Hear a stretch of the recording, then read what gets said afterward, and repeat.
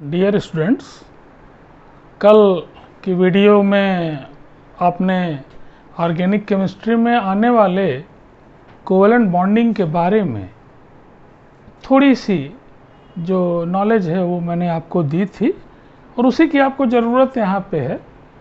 और आज मैं जो डिस्कशन करने जा रहा हूँ आपके साथ, and that is very important, किसी भी रिएक्शन के लिए रिएक्शन इंटरमीडिएट्स का क्या रोल है और कैसे वो रिएक्शन के फेट को कैसे डिसाइड करेगा। रिएक्शन इंटरमीडिएट्स है क्या, पहले तो ये आपको जानना है कि एक तरफ रिएक्टेंट है, एक तरफ प्रोडक्ट है। इस बीच में ऐसी स्पीसीज जो फाइनल प्रोडक्ट नहीं है लेकिन उसके ऊपर फिर से जब अटैक होता है तब जाके फाइनल प्रोडक्ट बनता है। तो जो इंटरमीडिएट है ये रियलिटी है, ये कोई काल्पनिक चीज़ नहीं है, ये ट्रांजिशन स्टेट नहीं है, ये रियलिटी है। इसके बहुत सारे प्रूफ हैं, आप आगे चल के देखेंगे कि स्पेक्ट्रोस्कोपिक प्रूफ हैं, स्टीरियो केमिस्ट्री के थ्रू आप प्रूव कर सकते हैं, बहुत बार उसको फॉर ए मोमेंट आइसोलेट भी कर सकते हैं, देख भी सकते हैं, लेकिन लाइफ टाइम बहुत कम है और अभी उसके ऊपर अटैक होना है और होने के बाद फाइनल प्रोडक्ट बनेगा। सपोज कि आपके पास रिएक्शन मीडियम में कोई इंटरमीडिएट बनता है और उसकी लाइफ टाइम बहुत कम है और उसके ऊपर अभी अटैक होना है और हर चीज़ के लिए टाइम चाहिए। अटैक होने के लिए जो ही स्पीसीज आएगी और अगर ये इंटरमीडिएट की लाइफ टाइम इतनी कम है कि अटैक होने के पहले ही वो ख़त्म हो गया है, इसका मतलब कि रिएक्शन फिर आगे बढ़ने वाला नहीं है। और जितनी देर तक ये इंटरमीडिएट रुका रहेगा उतनी देर तक अटैक होगा और प्रोडक्ट बनने के चांस, प्रोडक्ट की मात्रा उतनी ही ज़्यादा होगी। कहने का मतलब ये है कि अगर कोई रिएक्शन 2 स्टेप में हो रहा है, कोई इंटरमीडिएट बन रहा है, पूरे रिएक्शन को गवर्न करने वाला जो स्पीसीज है वो कौन है? आपका इंटरमीडिएट है। इंटरमीडिएट जितना ज़्यादा स्टेबल होगा, समझ लीजिए कि रिएक्शन होने के चांस उतने ही ज़्यादा हैं। एक कॉमन एग्जांपल के साथ मैं आपको बताऊं कि अगर कोई मैरिज हो रही है, लड़के और लड़की वालों के बीच डायरेक्ट डीलिंग है तो अलग घटना है, लेकिन अगर किसी बिचौलिए के थ्रू, किसी इंटरमीडिएट टाइप के आदमी के थ्रू वो शादी तय हो रही है, ऐसे में उस बिचौलिए की स्टेबिलिटी ये डिसाइड करेगी कि शादी आसानी से होगी या नहीं होगी, या होगी तो क्या परेशानियां आएंगी। ये सारी बातें वो बिचौलिया जो है उसका स्वभाव, उसकी स्टेबिलिटी तय करेगी। अब ऑर्गेनिक रिएक्शंस में बहुत सारे इंटरमीडिएट्स आपको मिलेंगे और उनमें हम लोग समय समय पर चर्चा भी करेंगे और कुछ एक इंटरमीडिएट्स की बात हम आज आपके साथ करेंगे और कॉमन एग्जाम्पल हैं जो रोज़ आपको यूज होंगे बीएससी में भी और कंपटीशंस में भी, कि इलेक्ट्रोफाइल है, न्यूक्लियोफाइल है, कार्बोनियम आयन है, कार्बेन आयन है, कार्बीन है, नाइट्रीन है, इट्सेट्रा। इस तरह की जो स्पीसीज हैं इनको हम रिएक्शन इंटरमीडिएट्स कहते हैं। सपोज कि एक एग्जाम्पल के साथ कि अगर इलेक्ट्रोफाइल है तो आप पढ़ेंगे कि इलेक्ट्रोफिलिक सब्स्टिट्यूशन रिएक्शंस हो रहे हैं, इलेक्ट्रोफिलिक एडिशन रिएक्शंस हो रहे हैं, बहुत सारे रीअरेंजमेंट में आप देखेंगे कि उनमें कैसे इनका रोल हो रहा है और बहुत सारी बातों को टाइम टू टाइम हम लोग देखेंगे। लेकिन आज मैं 1 बाय 1 आपके साथ डिस्कस कर रहा हूँ। पहला तो इलेक्ट्रोफाइल किसे कहते हैं और कैसे आप पहचान पाएंगे कि ये इलेक्ट्रोफाइल है। तो क्वेश्चन में कई बार आपको इलेक्ट्रोफाइल पहचानने के लिए भी बहुत सारी स्पीसीज दी होंगी और उनमें से आपको ये पूछा जा सकता है एग्ज़ाम में कि आप बताइए कि इनमें कौन इलेक्ट्रोफाइल है और कौन इलेक्ट्रोफाइल नहीं है। तो और इनडायरेक्ट में भी इलेक्ट्रोफाइल का आगे चल के तमाम यूज होगा, तो वहाँ भी आपको क्वेश्चन मिल सकता है। और आप जानें कि इलेक्ट्रोफाइल क्या है, ध्यान से आप देखें कि जो इलेक्ट्रोफाइल है वो ये इलेक्ट्रोफाइल में दो शब्दों से मिलके बना है। एक इलेक्ट्रो मीन्स कि इलेक्ट्रॉन एंड प्लस फाइल।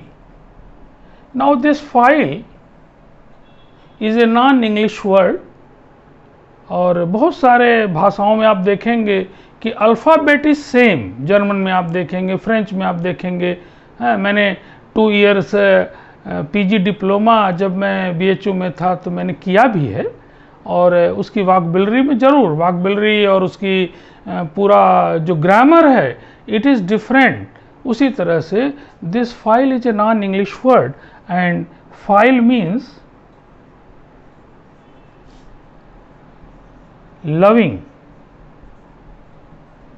तो इलेक्ट्रोफाइल को हम लोग कह सकते हैं कि इलेक्ट्रोफाइल कौन लोग हैं? वे लोग हैं जो इलेक्ट्रॉन लविंग हैं। अभी नेचुरल प्रोसेस है कि इलेक्ट्रॉन लविंग कौन होगा? जिसके पास इलेक्ट्रॉन की तमाम अधिकता है वो होंगे, या जिनके पास इलेक्ट्रॉनों की कमी होगी। ये नेचुरल प्रोसेस है कि अगर आपके पास कोई चीज़ बहुतायत में है तो आप उतना केयरफुल नहीं है, उतने लविंग नहीं हैं, और कोई चीज़ की अगर आपके पास कमी है तो आप उसके प्रति ज़्यादा अफेक्शनेट हैं। तो दूसरे शब्दों में हम कह सकते हैं कि इलेक्ट्रोफाइल्स आर इलेक्ट्रॉन लविंग और they are hungry for the electrons. They are electron deficient species, and electron deficient species, how you know कि दे आर इलेक्ट्रॉन डेफिशिएंट और not deficient? By the knowledge of high school and bonding, जिसकी चर्चा हम कल कर रहे थे। कि अगर मान लीजिए कि आपके पास CH4 मॉलिक्यूल है और कोई ये पूछे आपसे कि CH4 हमारा इलेक्ट्रोफाइल है कि नहीं है, तो आप तुरंत CH4 की बॉन्डिंग में जाइए। आपको पता है कि C के वैलेंस सेल में 4 इलेक्ट्रॉन है, ये 4th ग्रुप का एलिमेंट है, एटॉमिक नंबर 6 है, सब आपको पता है। और अगर 4 हाइड्रोजन के साथ एक ही के इलेक्ट्रॉनों का इसने क्या कर रखा है? शेयरिंग कर रखा है। और ऐसे में इस कार्बन के पास कितने इलेक्ट्रॉन हैं? 8 इलेक्ट्रॉन है। और जो ही 8 इलेक्ट्रॉन, आपको तो पता है कि ऑक्टेट इज कंप्लीट, और 8 इलेक्ट्रॉन अगर है तब तो ये स्टेबल है, ये इलेक्ट्रॉन डेफिशिएंट नहीं कहलाएगा। ऐसे में CH4 को अगर हम कैटेगरी वाइज बांटें और आपसे पूछें कि इलेक्ट्रोफाइल है कि नहीं है, तो निश्चित रूप से जो आंसर होगा वो यही होगा कि ये इलेक्ट्रोफाइल नहीं है। लेकिन अगर आपसे कुछ दूसरी स्पीसीज़ की मैं चर्चा करूं कि जैसे AlCl3 के बारे में हम जानना चाहें कि भाई AlCl3 हमारा इलेक्ट्रोफाइल है कि नहीं है। ठीक है, आप Al के बारे में जानते हैं, आप पीरियड टेबल भी याद कर लीजिए, क्योंकि हो सकता है कि एटॉमिक नंबर आपको बोरान एल्युमिनियम का याद हो, लेकिन गैलियम, इंडियम और थैलियम जिसका 81 आपको नहीं याद हो, कॉन्फ़िगरेशन भी आपको नहीं याद हो, आपको टाइम भी लगेगा। लेकिन अगर आपको पीरियड टेबल याद है तो ऐसे ही केमिस्ट्री में बहुत कुछ आसानी हो जाएगी। और दिस इज़ बोरान है, एल्युमिनियम है, गैलियम है, इंडियम है, थैलियम है, ये लोग 3rd ग्रुप के एलिमेंट हैं। और आपको पता है कि 3rd ग्रुप का एलिमेंट है तो उसके बाहर में कितने इलेक्ट्रॉन हैं? 3 इलेक्ट्रॉन है। 3 इलेक्ट्रॉन है ये एल्युमिनियम के, इसको हम वैलेंस सेल कहते हैं। आप जानते हैं कि आउटर मोस्ट सेल को हम वैलेंस सेल कहते हैं। और इसमें 3 Cl, जिनमें कि एक इलेक्ट्रॉन की शेयरिंग इस Cl के द्वारा है। बाकी Cl के 6 इलेक्ट्रॉन को मैं लिख नहीं रहा हूँ, आप समझ पा रहे हैं कि ये 7 इलेक्ट्रॉन हैं, जिनमें से 1 इलेक्ट्रॉन की शेयरिंग हो जा रही है। और इस प्रकार से AlCl3 में जो Al है इसके पास हाउ मेनी इलेक्ट्रॉन्स, हमने कल ही बताया था कि शेयर्ड होने के बाद ये किसी एक का नहीं है, ये सारा दोनों का है। तो कितने इलेक्ट्रॉन हो गए आपके पास? 6 इलेक्ट्रॉन। और 6 इलेक्ट्रॉन तो 8 से कम है, तो इसको हम लोग इलेक्ट्रॉन डेफिशिएंट कहेंगे। और इलेक्ट्रॉन डेफिशिएंट है तो कौन है फिर? इलेक्ट्रोफाइल है। यही इलेक्ट्रोफाइल, इस तरह के इलेक्ट्रोफाइल को हम और ज़्यादा कैटेगराइज करें तो इसको हम न्यूट्रल इलेक्ट्रोफाइल कहेंगे, इसलिए कि इसके ऊपर कोई चार्ज नहीं है। चार्ज में तो दूसरे वे लोग हैं जिनके ऊपर चार्ज है, जैसे आपका Na+ है, CH3+ है, Br+ है, क्लोरीन प्लस है। बहुत बार क्वेश्चन क्लास में पूछते हैं कि सर क्लोरीन को तो हम निगेटिव जानते हैं, कैसे आप प्लस इस पे लिख रहे हैं? अरे भाई, प्लस और माइनस कहीं फिक्स थोड़ो ही है? जब ज़्यादा इलेक्ट्रोनिगेटिव उससे है तो उसकी तुलना में ये कम इलेक्ट्रोनिगेटिव है। आप इंटरहैलोजन कंपाउंड्स को जानते हैं कि जब आप ClF कहते हैं तो F के पास निगेटिव चार्ज है, Cl के पास पॉजिटिव चार्ज है, ये तो आप जानते हैं। तो यहाँ कोई प्लस माइनस फिक्स नहीं है, केवल फ्लोरीन एक ऐसा है जिसकी इलेक्ट्रोनेगेटिविटी सबसे ज़्यादा है, इसलिए फ्लोरीन का कोई कंपाउंड ऐसा नहीं जिसमें फ्लोरीन प्लस है। बाकी तो सभी लोगों के प्लस भी हो सकता है, माइनस भी हो सकता है। तो दो तरह के इलेक्ट्रोफाइल हैं आपके पास। एक तो आपके पास पॉजिटिव चार्ज्ड हैं। पॉजिटिव चार्ज का मतलब कि इनके पास जितना इलेक्ट्रॉन था उसमें से जितने चार्ज लगे हैं उतने इलेक्ट्रॉन ये दे चुके हैं। इसका मतलब कि वो नेचुरल वैल्यू से क्या है, कम इलेक्ट्रॉन है, तब इनको हम इलेक्ट्रोफाइल कहेंगे। तो एक तरह से अगर देखा जाए, आपके पास कोई निगेटिव स्पीसीज दी है, आपके पास कोई पॉजिटिव स्पीसीज दी है, तो आप तुरंत बिना कोई दिमाग लगाए केवल देख के ही जो निगेटिव है उसको आप कैंसिल कर दीजिए, जो पॉजिटिव है उसको आप इलेक्ट्रोफाइल बोलिए। इसमें तो कोई आपको मेहनत लगी नहीं। हाँ, न्यूट्रल जब आपके पास मॉलिक्यूल है तब जरूर आपको बॉन्डिंग में जाना होगा। एक सेकंड के लिए आप हाई स्कूल की बॉन्डिंग की नॉलेज से देख लीजिए कि अगर उसके बाहर में 8 इलेक्ट्रॉन हैं सेंट्रल एटम के, तब तो ठीक, वो स्टेबल है, वो इलेक्ट्रॉन डेफिशिएंट नहीं है। लेकिन अगर 8 से कम इलेक्ट्रॉन है तब वो इलेक्ट्रॉन डेफिशिएंट है, और जब इलेक्ट्रॉन डेफिशिएंट है तो निश्चित रूप से हम लोग उसको क्या कहेंगे, इलेक्ट्रोफाइल कहेंगे। और ये इलेक्ट्रोफाइल दुनिया भर के रिएक्शंस में आपको मिलेंगे। और इसमें एक इम्पॉर्टेंट एग्जाम्पल मैं आपको और डिस्कस करूँगा आपके साथ, जिसको आगे चल के हम लोग पढ़ेंगे भी। उसका नाम है कार्बीन। और ये बहुत बार मैं सीनियर बच्चों से भी पूछा करता हूँ वाइवा में, जगह जगह, कि भाई ये कार्बीन जो है ये इलेक्ट्रोफाइल है या न्यूक्लियोफाइल है।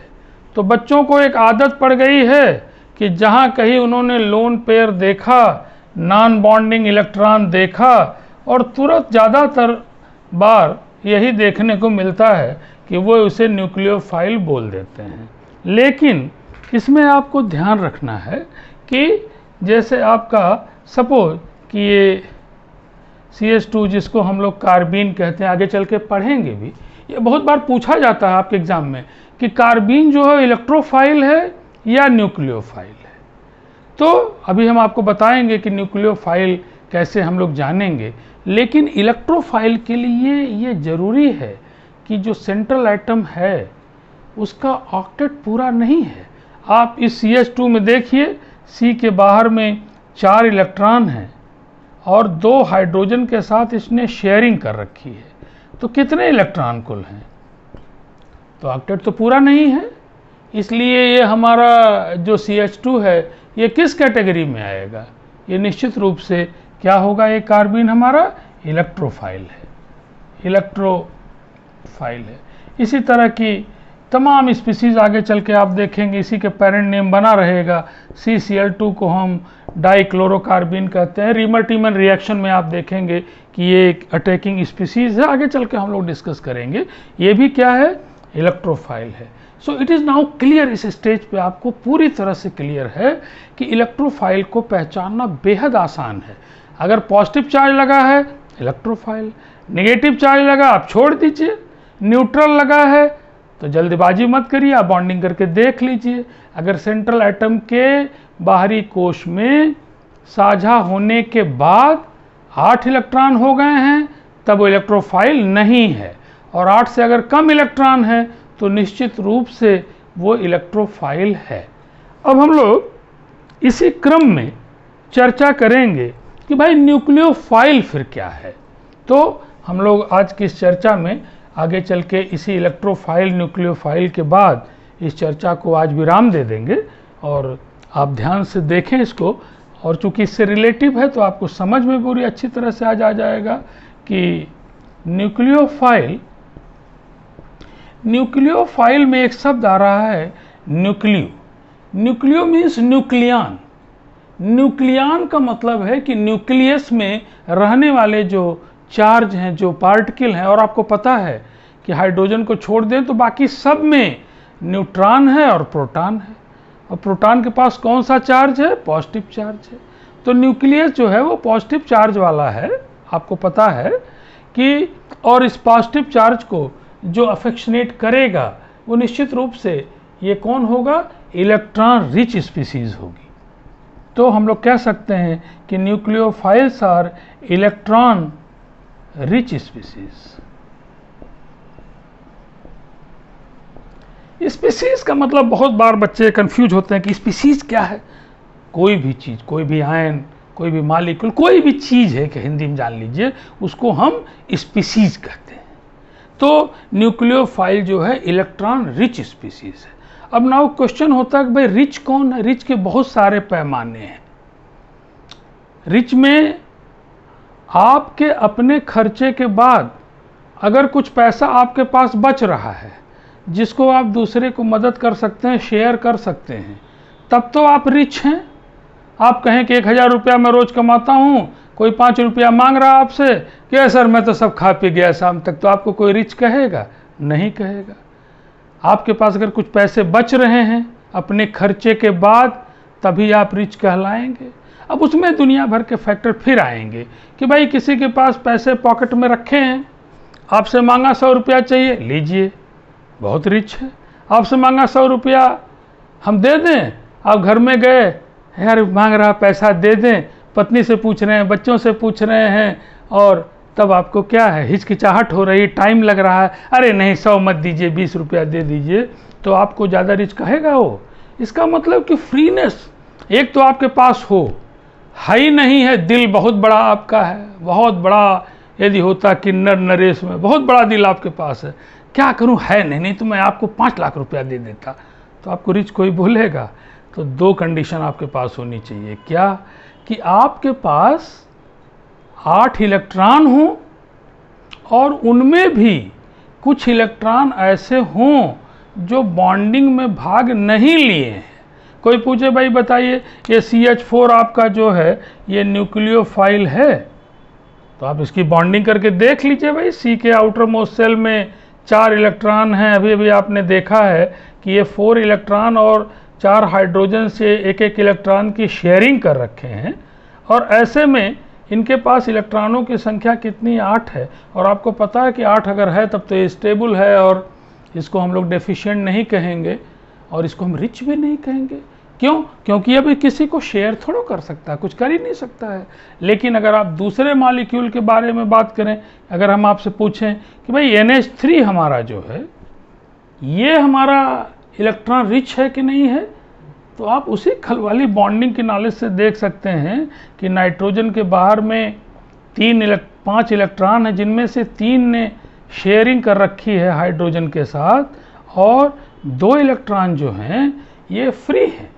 ये निश्चित रूप से इसको हम लोग लोन पेयर भी कहते हैं और फ्री इलेक्ट्रॉन भी कहते हैं, नॉन बॉन्डिंग इलेक्ट्रॉन भी कहते हैं। अगर ये कंडीशन है कि 8 इलेक्ट्रॉन हैं, उनमें से कुछ इलेक्ट्रॉन फ्री हैं, तब निश्चित रूप से ये न्यूक्लियोफाइल होगा कि नहीं होगा? तो निश्चित रूप से होगा ही होगा। कहीं पर भी अगर ये कंडीशन आपको दिखाई देती है कि आपके पास H2O मॉलिक्यूल है, कोई पूछे न्यूक्लियोफाइल होगा कि नहीं होगा? होगा, क्योंकि ये दोनों कंडीशन पूरा कर रहा है। ऑक्सीजन के बाहर में 6 इलेक्ट्रॉन है, 2 से शेयरिंग कर रखा, तो 8 इलेक्ट्रॉन भी हैं और फ्री इलेक्ट्रॉन्स भी हैं। इसी तरह से अगर आपसे कोई पूछे कि भाई हमारे पास अमीन है, ये किस कैटेगरी में आएगा? तो ठीक है, ये भी हमारे न्यूक्लियोफाइल में आएगा। तो न्यूक्लियोफाइल में इस तरह के न्यूक्लियोफाइल को हम न्यूट्रल न्यूक्लियोफाइल कहते हैं, क्योंकि इनके ऊपर कोई चार्ज नहीं है।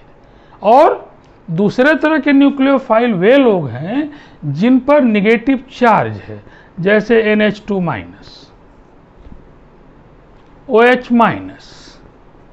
तो बड़ा आसान हो गया आपके लिए न्यूक्लियोफाइल को खोजना कि अगर कहीं पॉजिटिव चार्ज लगा है तो आप उसे छोड़ दीजिए, निगेटिव चार्ज लगा है तो आप उसको ले लीजिए न्यूक्लियोफाइल में, न्यूट्रल लगा है तो थोड़ा सा पेशेंस रखिए, बॉन्डिंग करके देख लीजिए। अगर 8 इलेक्ट्रॉन हैं, तुरंत 8 इलेक्ट्रॉन हैं, इमीडिएट न्यूक्लियोफाइल मत बोलिए, आप देख लीजिए कि 8 इलेक्ट्रॉन तो हैं, उनमें कुछ फ्री भी हैं या सब बॉन्डिंग में हैं। अगर फ्री हैं तो निश्चित रूप से वो न्यूक्लियोफाइल होगा ही होगा। आगे चल के ये अलग बात है कि न्यूक्लियोफिलिसिटी उसकी कम है कि ज़्यादा, ये अलग हम लोग बात करेंगे, लेकिन अगर फ्री इलेक्ट्रॉन्स हैं तो न्यूक्लियोफाइल है, और नेगेटिव चार्ज अगर है तो भी वो न्यूक्लियोफाइल। अब ये क्वेश्चन होगा कि भाई अगर कोई न्यूट्रल स्पीसीज है और उसी से नेगेटिव चार्ज भी आपका जनरेट हो रहा है, तब फिर क्या होगा? तब किसको हम लोग स्ट्रॉन्ग न्यूक्लियोफाइल कहेंगे, पावरफुल न्यूक्लियोफाइल कहेंगे?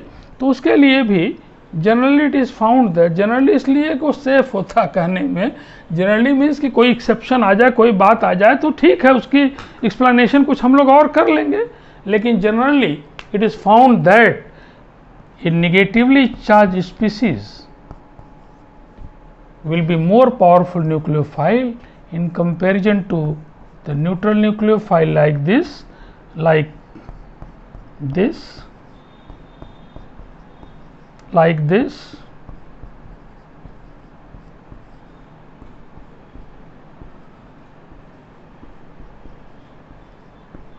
So they all are nucleophiles, they all are nucleophiles, but negatively charged nucleophiles are more stable, more powerful, not stable, more powerful in comparison to the neutral species. How? अगर आप देखना चाहें तो आप देख सकते हैं।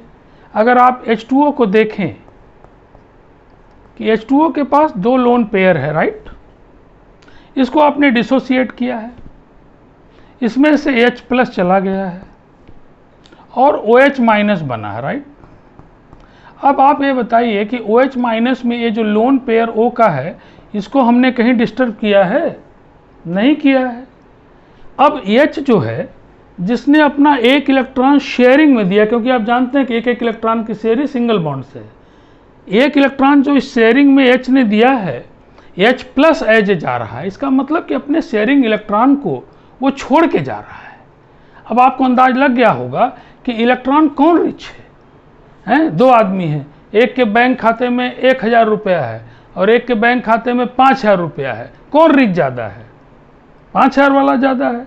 ऐसे ही आप यहाँ देखें रिचनेस को कि यहाँ पे लोन पेयर जो है वो तो है ही है, साथ साथ H का जो इलेक्ट्रॉन था वो भी अब इसके पास है, तो कौन ज़्यादा रिच है? OH minus. So that is the reason कि मोर रिच है तो मोर न्यूक्लियोफाइल है। So that is the reason कि this NH2 minus is a more powerful nucleophile in comparison to NH3, OH minus, H2O, and it is experimentally found that कि this methoxide ion is 1000 times better nucleophile, more powerful nucleophile in comparison to the methanol.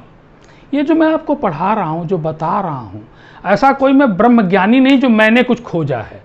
ये तमाम experience मेरे 20-25 साल के, मैं BSc honours, MSc and PhD from the Banaras Hindu university है, और वहाँ के बहुत सारे प्रोफेसर को मैं धन्यवाद भी कहना चाहूँगा कि जिनके द्वारा मैं पढ़ाया गया हूँ।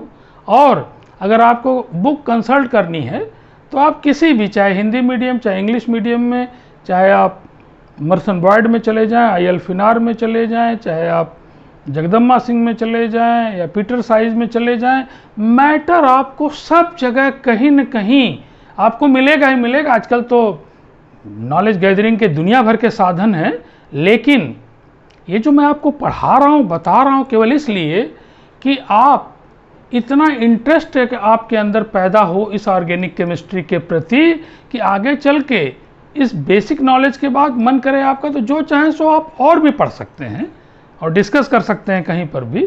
तो आज के डिस्कशन को मैं यहीं पे समाप्त कर रहा हूं, जिसमें आपने सीख लिया है, बीएससी पार्ट 1 का क्लास भी है, इनडायरेक्ट भी तमाम क्लासेस में है कि कैसे हम इलेक्ट्रोफाइल को पहचाने, कैसे न्यूक्लियोफाइल को पहचाने बिना किसी उसके कन्फ्यूजन के। अगर आपको बहुत सारी स्पीसीज दी हैं तो बहुत ही आसान है, जहाँ निगेटिव चार्ज है वहाँ आप न्यूक्लियोफाइल बोल दीजिए, जहाँ पॉजिटिव चार्ज है वो आपका इलेक्ट्रोफाइल है, जहाँ न्यूट्रल है तो बॉन्डिंग करके देख लीजिए। अगर 8 इलेक्ट्रॉन से कम आ रहे हैं तब तो इलेक्ट्रोफाइल है, 8 आ रहा है तुरंत आप उसको फिर चेक करिए कि उसमें फ्री इलेक्ट्रॉन है कि नहीं है। अगर फ्री इलेक्ट्रॉन भी है तो निश्चित रूप से, या निगेटिव चार्ज है तो निश्चित रूप से आप उसको क्या है बता सकते हैं कि ये हमारा न्यूक्लियोफाइल, ये हमारा इलेक्ट्रोफाइल है। कहीं कोई गलती होने की कोई संभावना नहीं। मुझे नहीं लगता कि आज के इस लेक्चर को आप सुनने के बाद कोई गलती करेंगे। अगर फिर भी कुछ आपको दिक्कत आती है तो आप हमसे कंसल्ट कर सकते हैं। हमारा नंबर भी आपको मैं लिखा दूंगा, है ना, 9412012236 है। मैं डॉक्टर कमल के श्रीवास्तव हूँ।